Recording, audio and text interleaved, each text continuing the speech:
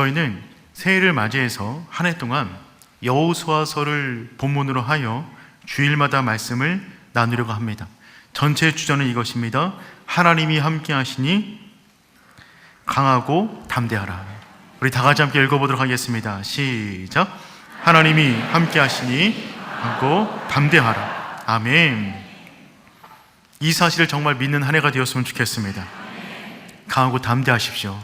하나님이 함께 하십니다. 여호수아서는 과거의 전쟁 이야기만 기록한 책이 아닙니다. 지금 우리가 겪고 있는 모든 삶의 문제를 해결할 수 있을 만한 영적 전쟁의 비결을 담은 책이 여호수아입니다. 여호수아서에는 하나님의 백성들이 싸워야 할 7개의 부족과 31명의 왕의 이름들이 기록이 되어져 있습니다. 이 모든 것들은 우리가 한 해를 살아가면서 마주할 7개의 부족과 31명의 왕들일 것입니다. 우리는 그들과 전쟁하는 인생을 살아가는 것입니다. 우리의 삶의 형편이 다 다를 수 있겠지만 가장 분명한 것은 우리는 영적 전쟁의 한 복판 가운데 놓여져 있다는 것입니다. 이 한 해 우리가 여호와의 말씀을 묵상하는 가운데 우리가 싸워야 할 모든 적들을 피하지 않고 하나님과 함께 싸워 차지해야 될 모든 땅을 차지할 수 있기를 축복합니다. 무엇보다 2026년도가 우리 인생 가운데 터닝 포인트가 될 수 있기를 소망합니다. 터닝 포인트란 어떠한 사건, 결단, 깨달음을 기점으로 삶의 방향이 근본적으로 바뀌는 전환점을 의미합니다. 터닝 포인트를 맞이한 사람은 이전 상태로 돌아갈 수가 없습니다. 그가 세상을 바라보는 관점이 달라졌고 내적인 가치 판단이 달라졌기 때문에 터닝 포인트를 한 번 경험한 사람은 이전 상태로 돌아갈 수가 없습니다. 이것은 마치 사울이 담에서 도상 가운데 빛으로 임한 예수님을 만난 사건과 같습니다. 사울의 인생 가운데 터닝 포인트는 담에서 도상이 되는 것이죠.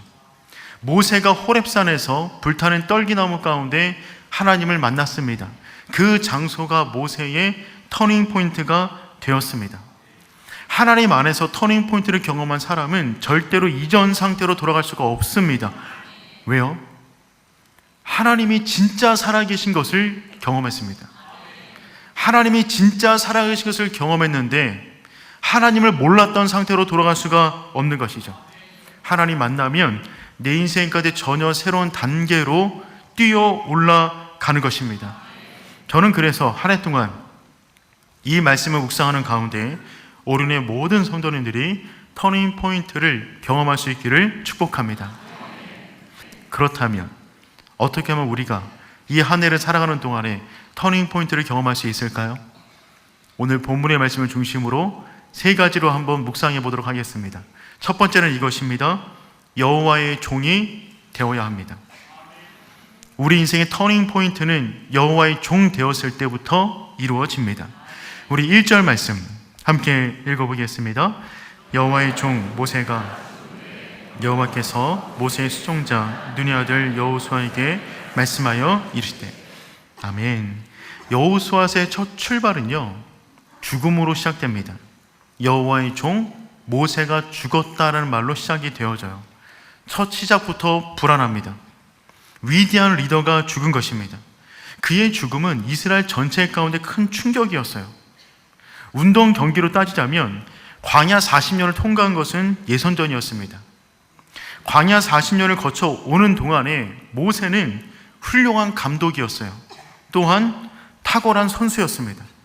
모세 혼자 다 했다라고 말해도 무방할 만큼 그는 탁월한 감독이었고 선수였습니다. 이제 요단강을 눈앞에 두고 본선 게임을 치러야 되는데 그 본선을 앞두고 감독 겸 선수가 죽은 것입니다. 모세는 하나님 눈에 보시기에도 남다른 존재였습니다.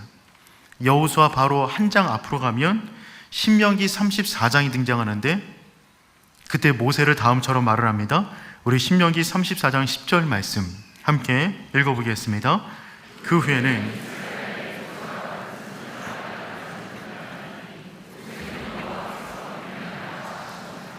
아멘. 그 후에는 이스라엘에 모세와 같은 선지자가 일어나지 못하였으니.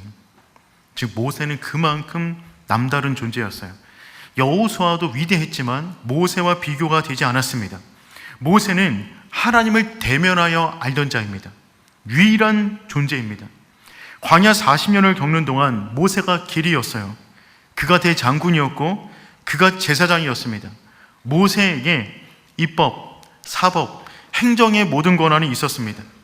모세는 430년간의 애굽의 종살이를 끝낸 리더이자 40년 동안의 광야를 통과하게 만든 목자였습니다. 모세가 하나님께 받은 십계명과 율법을 근간으로 하여 이스라엘 나라가 형성되었습니다. 여기까지 오면서 모세의 리더십은 독보적이었어요. 광야를 겪는 동안에 모세와 함께하면 두려울 것이 없었습니다. 그런 그가 이제 본선 게임을 앞두고 가나안 땅 초입에서 죽임을 당한 것입니다. 굉장히 두려운 순간이었어요. 그런데 그 두려운 순간에 누가 가장 두려웠을까요? 여호수아입니다. 가장 가까이에서 모세를 살펴봤던 여호수아. 그는 모세가 누구인지 누구보다 잘 알고 있는 사람이었는데 그가 감당했어야 할 모든 것을 자기가 감당해야 되니 얼마나 큰 두려움이 있었을까요? 더군다나 지금 여호수아에게 주어진 첫 번째 과제가 무엇이냐면 가나안 땅을 점령하는 것이었습니다. 40년 전에 똑같은 상황 가운데 있었어요.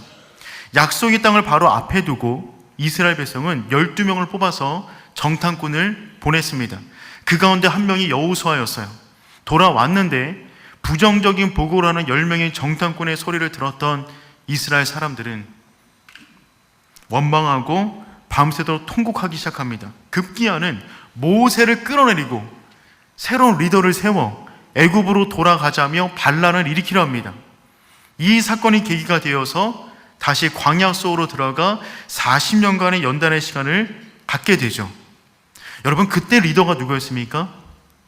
모세였어요. 모세가 리더여도 그 일을 감당하지 못했습니다. 모세가 리더여도 앞으로 나아가지 못했어요. 모세가 그 순간 리더였을 때 끌어내려질 뻔했습니다. 상황을 통제하지 못했어요. 40년이 지났습니다. 동일한 상황 가운데 놓이게 되었습니다. 바뀐 것은 리더밖에 없어요. 여호수아가 그 순간에 얼마나 두려웠을까요? 이런 상황에서 여호수아가 맨 첫 번째로 했어야 할 일은 무엇이었을까요? 그것은 무엇이냐면 모세가 했던 그 일을 하는 것입니다. 바로 여호와의 종이 되는 겁니다. 우리가 읽었던 1절 말씀에는 모세와 여호수아를 소개하고 있는데 소개하는 방법이 다릅니다. 1절을 가만히 보시면 모세를 말할 때는 여호와의 종이라고 말했어요.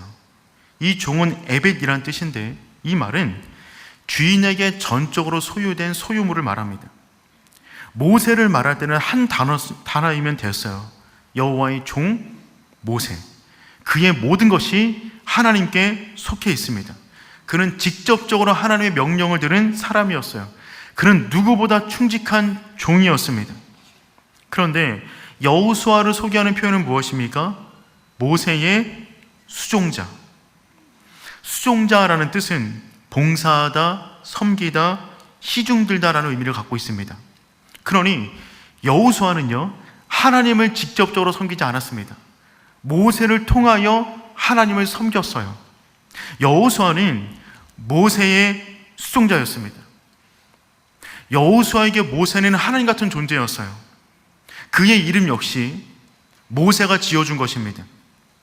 그의 원래 이름은 호세아입니다. 그런데 모세가 그를 여호수아로 불러서 여호수아라는 이름을 갖게 된 것입니다. 이것이 바로 모세와 여호수아의 결정적인 차이였어요. 약속의 땅을 바로 앞에 두고 여호수아가 했어야 할 첫 번째 과업은 무엇이냐면 모세의 수종자가 아니라 여호와의 종으로 거듭나는 것입니다. 모세를 사이에 두고 하나님을 경험하는 것이 아니라 하나님과 직접 대면하여 그분의 종으로 살아가는 것, 그의 정체성을 완전히 바꾸는 작업이 그 안에 있어야 했습니다. 여러분, 모세는 무엇을 상징하는 것이냐면 하나님과 나 사이에 있는 어떤 것을 상징합니다. 그것이 있어야 안정감을 느끼고, 그것이 있어야 내가 하나님께 사랑을 받고 있다고 느껴지는 그 어떤 것, 그 모든 것이 모세가 되는 겁니다. 예를 들어 나에게 어느 정도 돈이 있어야 그 돈을 바라보며 하나님이 내 인생을 채우신다는 안정감을 누리고 있다면 그 돈이 모세가 되는 것이죠. 내 안에 어느 정도 건강이 있어야 그 건강한 상태 가운데 내가 하나님의 은혜 가운데 있다라고 느낀다면 그 건강이 내 인생 가운데 모세가 되는 것입니다. 때로는 자녀가, 때로는 노후 대책이 우리 인생 가운데 모세가 될 수 있습니다. 그렇다면 그 사람은 하나님의 종이 아니라 그 모세의 수종자가 되는 것이죠. 하나님은 지금 여호수아에게 이것을 도전하고 있는 것입니다. 그 호칭을 통하여 너의 정체성을 바꾸라는 것입니다. 그가 모세를 내려놓은 것을 어떻게 할 수 있을까요? 성경이 그것을 증명합니다. 여호수아 마지막 장을 보도록 하겠습니다. 여호수아 마지막 장 24장 29절 말씀입니다. 우리 다 같이 읽도록 하겠습니다.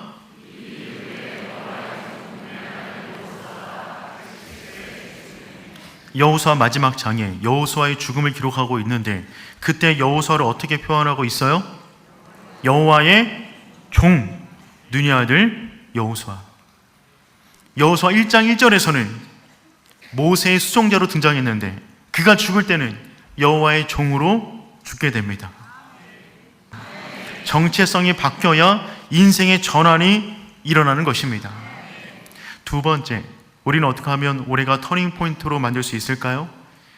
사명을 붙잡아야 합니다. 사명을 붙잡을 때 우리 인생까지 새로운 단계로 도약하게 됩니다. 우리 2절 말씀 함께 읽어보겠습니다. 내 종 모세가 죽었으니 이제 너는 이 모든 백성과 더불어 일어나 이 요단을 건너 내가 그들 곧 이스라엘 자손에게 주는 그 땅으로 가라. 아멘. 성경은 1절과 2절에서 모세가 죽었다는 말을 2번 반복합니다.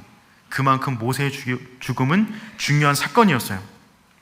모세는 좋은 리더였지만 죽을 수밖에 없는 인간에 불과했습니다. 그런데 그의 죽음이 하나님의 계획의 수정을 의미하지 않습니다. 그의 죽음이 하나님의 역사의 차질을 의미하지 않아요. 그는 좋은 리더였지만 그를 사용하신 분은 하나님이시고 그분은 여전히 살아 계시기 때문에 하나님의 사명은 계속해서 이어지는 줄 믿습니다. 모세를 사용하신 하나님이 살아 계시기 때문에 그 하나님의 여호수아 붙잡으면 동일한 역사가 일어나는 것이죠. 사명의 바톤 터치가 일어나는 것입니다. 너는 일어나 이스라엘 자손에게 주는 땅으로 가라. 동일한 비전을 여호수아에게 줍니다. 그 사명을 붙잡는 순간 여호수아 인생의 터닝 포인트가 이루어지는 겁니다. 사랑하는 성도 여러분, 나를 창조하신 하나님께서 내 인생을 향한 계획을 깨달았을 때, 그것을 사명으로 여기고 붙잡았을 때 우리 인생 가운데 진정한 터닝 포인트를 만나게 됩니다. 여러분 기억하세요. 역사의 주관자 되시는 하나님은 누구하고도 일하실 수 있어요. 다만 사명을 주셨는데 그 사명을 붙잡지 않은 사람하고는 일하실 수 없습니다. 하나님은 누구하고도 일하실 수 있지만 그 사명의 문을 열어두었는데 그 문 안으로 들어오지 않는 사람하고는 일하실 수가 없습니다. 하나님이 주시는 사명을 붙잡으십시오. 그 사명을 아직 깨닫지 못했다면 매일 주일 강단에 선포되는 그 말씀을 붙잡으세요. 그 말씀 붙잡고 한 주 단위로 살아가는 것입니다. 어느 순간에 하나님이 이끄시길 원하는 그 장소 가운데 도착하게 되는 줄 믿습니다. 핑계를 멈추십시오. 자격과 환경과 배경과 능력을 말하지 마세요. 우리를 창조하신 그분께서 우리를 잘 알고 계십니다. 그분이 말씀하셨다면 그 말씀은 내 인생 가운데 반드시 이루어져야 할 말씀이 되는 줄 믿습니다. 여러분, 그 사명을 붙잡으면 내 인생의 터닝 포인트를 만들지만 그 사명을 내려놓으면 내 인생 다시 유턴합니다. 출애굽기 1세대는 40년 전에 동일한 장소, 동일한 비전의 말씀을 들었어요. 그런데 그 사명을 붙잡지 않았습니다. 민수기 13장 32절 33절 말씀 우리 함께 읽어보겠습니다. 이스라엘 자손 앞에서 그 정탐한 땅을 악평하여 이르되 우리가 두루 다니며 정탐한 땅은 그 거주민을 삼키는 땅이요 거기서 본 모든 백성은 신장이 장대한 자들이며 거기서 네피림 후손인 아낙 자손의 거인들을 보았나니 우리는 스스로 보기에도 메뚜기 같으니 그들이 보기에도 그와 같았을 것이니라. 그들은 약속의 땅을 뭐라고 말하고 있습니까? 악평하기 시작합니다. 삼키는 땅이라고 말합니다. 좋은 땅이었어요. 너무 좋으니까 본인들이 갖기에 부담스러웠던 것입니다. 그들도 우리 보기에 우리는 메뚜기 같았을 것이다. 땅 자체가 문제가 아니라 그 땅을 바라보는 그들의 시각이, 내면이 무너졌기 때문에, 내면이 무너진 사람에게 좋은 것을 주면 의심하기 때문에 그들은 지금 그 땅 앞에서 주저앉은 것입니다. 사명이 주어졌는데 한 발만 내디디면 그 땅은 내 땅인데 그 사명을 거부하자 어떻게 됩니까? 유턴하게 됩니다. 조니 에릭슨 타다라고 하는 여인이 있습니다. 이 여인은 1967년 당시 17살이었을 때 수영을 굉장히 잘했는데 다이빙을 했는데 수심이 얕았어요. 바로 머리를 치여서 척추가 손상되었습니다. 그리고 목 아래로 전부 다 하반신 마비가 되었어요. 17살의 나이에 그의 미래가 전부 다 날아간 것 같은 상황에 빠진 것이죠. 좌절가운데 침상에 누워서 옆에 있는 아빠에게 이렇게 말을 합니다. 아빠, 나를 제일 괴롭게 만드는 것은 내가 아무것도 할 수 없는 사실입니다. 아빠는 가구도 만들고 그림도 그리고 기억에 남을 만한 일을 하고 있지만 나는 이제 아무것도 할 수 없잖아요. 딸 아이가 병상에 누워 그런 말을 한다면 아버지의 마음이 얼마나 아프겠어요. 이때 아버지가 이렇게 말을 합니다. 너의 생각은 완전히 잘못된 거야. 우리 손으로 하는 것은 큰 의미가 없단다. 우리가 손으로 하는 것은 그렇게 중요한 일이 아니란다. 조니, 우리는 이 수많은 문제의 이유를 알지 못해. 그러나 나는 믿어. 하나님은 자신의 계획을 가지고 계심을 말이야. 조니, 우리의 삶을 새롭게 만드시고 계획 속에서 인도하실 그 주님을 다시 믿지 않겠니? 조니는 그 침상에 누워 그 자리를 인생의 터닝 포인트로 삼습니다. 자신에게 주어진 모든 시간을 절망 속에 허비하는 것이 아니라 이런 상태 속에서라도 나를 향한 사명이 있다는 믿음을 가지고 재활치료에 임하게 돼요. 그리고 치료를 받던 중에 붓을 입에 물어서 그림을 그리는 것을 훈련받습니다. 목밖에 움직일 수 없으니 붓을 입에 물어서 그림을 그리기 시작하는 것입니다. 그 이후에 다양한 그림을 그려 그 그림을 보는 사람들에게 꿈과 소망을 안겨주는 사역을 지금까지 이어가고 있어요. 그 이후에 작가로, 연설자로, 방송 진행자로 활발하게 활동하고 있습니다. 조니의 이야기는 우리에게 도전하고 있어요. 어떤 이야기냐면 기적적으로 일어선 이야기가 아니라 일어나지 못했지만 주저앉지 않은 이야기입니다. 일어나지 않았지만 주저앉지 않는 것입니다. 어떤 사람은 황새처럼 달려가고 어떤 사람은 말처럼 뛰어가고 어떤 사람은 군뱅이처럼 기어가지만 포기하지 않는 이야기입니다. 조니가 책 가운데 이런 글을 썼어요. 하나님은 우리의 고통을 허락하실 만큼 잔인하지 않으시고 그 고통을 헛되게 두실 만큼 무관심하지도 않으시다. 나는 걷게 되지 않았지만 하나님과 함께 걷는 법을 배웠다. 사명을 지니고 있는 사람의 외침입니다. 그 모습 그대로 하나님과 함께 걷는 법을 배우는 것입니다. 사랑하는 성도 여러분, 우리가 살아가는 삶의 모습은 각기 다를 수 있겠지만 주저앉지 마십시오. 그 속에서라도 말씀 붙잡고 살아갈 수 있는 우리 모두가 되기를 축복합니다. 세 번째, 사명을 끝까지 완수하는 것입니다. 사명을 끝까지 완수해야만 합니다. 중간에 포기하지 않는 것입니다. 끝까지 나아가는 것이죠. 3절 말씀 우리 함께 읽어보겠습니다. 내가 모세에게 말한 바와 같이 아멘. 하나님께서 말씀하십니다. 너의 발바닥으로 밟는 모든 땅을 너희에게 주었노니. 주었노니는 무엇입니까? 완료형입니다. 이미 끝났다는 것입니다. 부동산 소유권을 넘겨주었다는 것입니다. 가서 싸우면 줄 수도 있는데 이런 거 아니에요. 가면 얻을 수도 있을지 모르겠다 이런 거 아닙니다. 이미 주었노니. 그런데 여호수아가 해야 될 일이 있어요. 그것은 무엇이냐면 가서 발로 밟는 거예요. 그 땅이 내 땅임을 믿고 하나님께서 내가 받는 모든 땅을 나에게 주셨다는 믿음을 가지고 그 땅을 밟아 나가는 것입니다. 밟는 모든 땅이 내 땅입니다. 그럼 여러분 어디까지 가시겠어요? 감이 잘 안 오실 수 있는데 오늘 끝나고 나가는 동안에 여러분이 밟는 모든 땅이 여러분 땅 된다 그러면 여러분 어디까지 가시겠어요? 저는 안 멈출 겁니다. 저는 안 멈출 거예요. 밟는 모든 땅이 내 땅인데 어떻게 멈출 수가 있단 말입니까? 하나님이 우리까지 새해를 주셨어요. 새해를 주셨다는 말은 무슨 말이냐면 새롭게 경험할 하나님의 은혜가 있다는 말입니다.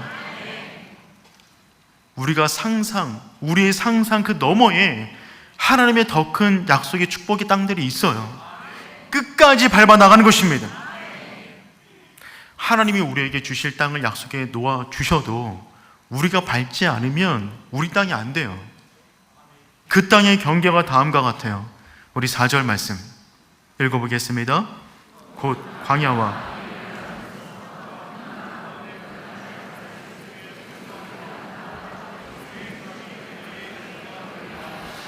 아멘. 여러분 지도를 보시길 바랍니다. 남쪽의 경계는 광야고요, 북쪽의 경계는 레바논입니다. 저 위 큰 땅까지예요. 동쪽의 경계는 유브라데입니다. 서쪽의 경계는 대예요. 하나님이 이스라엘 백성에게 약속하신 땅은 정말 큽니다. 그런데 우리는 알고 있잖아요. 역사적으로 이스라엘 백성은 이 땅을 다 차지하지 못했습니다. 저 파란색 경계 안까지만 이스라엘이 획득한 땅이에요. 다윗 때도 이 모든 땅을 얻지는 못했어요. 왜요? 쉬운 길만 찾아간 거예요. 거친 길을 안 간 거예요. 싸울 만한 상대하고만 싸운 것입니다. 강해 보이는 적들은 피하고 도망치고 주저앉느라 그 땅을 찍지 못했어요.